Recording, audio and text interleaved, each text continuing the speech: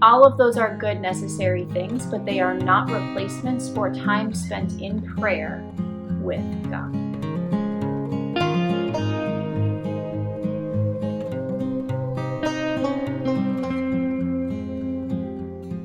Hi, my name is Kate. Welcome to Seeking to Remain. This is a YouTube channel where I share some thoughts and ideas about how the gospel for the upcoming Sunday is speaking to me and the things that I'm thinking about as a wife, as a mom, and how each Sunday there is something that God is trying to share with me, and I am sharing that with you. We're starting to wind down our year. October is already halfway over. I've got some long sleeves on, even in Alabama, so that's kind of exciting. I don't like cold weather, but I do like cooler weather. So this is a good season for me. Let's jump into our gospel reading. In the gospel, the Pharisees are trying to trap Jesus. They're trying to trick him, which never works. You'd think that they would learn. You'd think that we would learn from them that it never works. You can't trick Jesus. And so they were trying to get him to either make his followers and the crowd around him angry and to rebel against him, or trying to make him put him into a politically compromised situation by speaking against Rome. They said, should we pay the tax to Caesar or not? And Jesus, he's got some good one-liners. This is one of them. He asks them to bring him a coin and whose image is on that coin. And they reply, it's Caesar's. At that he said to them, repay to Caesar what belongs to Caesar, and to God what belongs to God.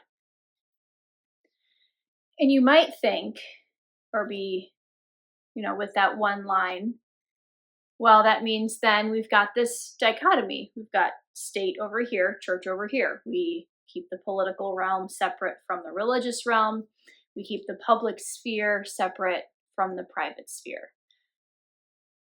But that's a problem, because then what you're saying, or what we as a society are saying, because that is kind of the way that we have things set up right now, is that God is equitable to all those other things. Instead of God is the creator of everything, he is just one among many.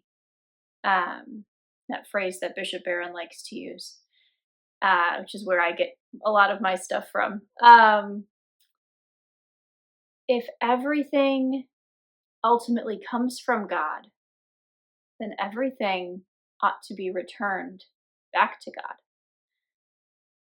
Which makes you have to stop and think, what in my life have I given to God and what have I not?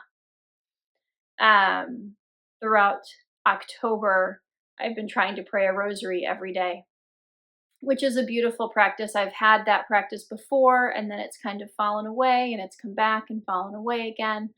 But I was really feeling this strong urge to participate in October as the month of the Rosary, to pray a rosary every day. And that's actually been kind of the root of my problems, if you want to call them that. I haven't had as much time for creating blog posts. I haven't had as much time for recording videos. I only have so much time in a day. You only have so much time in a day. And there's only so many habits that you can stack. There's only so many things you can do at the same time. And while, yes, I can pray a rosary and fold laundry, I can't pray a rosary and create content. And that was a really difficult thing to swallow. That was hard. That's been hard. And that's why there wasn't a video last week. And why, if you happen to be also looking at my blog, that there was a link to a Pope Francis reflection about last week's gospel, which was wonderful and lovely, of course. But it wasn't my content. And I've been struggling with where's the balance. And at Bible study, we had this really interesting conversation about how service for God, good, beautiful, wonderful acts of service, be they YouTube, a blog, volunteering, sacrificing, all of those are good, necessary things, but they are not replacements for time spent in prayer with God. They aren't. They are doing things for God, but they are not building a relationship with God. Time spent in prayer cannot be replaced. And so I've had to make some hard decisions. I can't do all of the things, as well as homeschool and feed my family and make sure that we have enough fruit in the house. My kids love fruit. So much fruit comes in and out of our house. I can't keep up with everything and be a kind, loving, peaceful mother at the same time who isn't telling people to go away so I can close the door so I can record a video, or staying up late because I haven't finished formatting a blog post so I'm not getting the sleep that I need. Something has to go.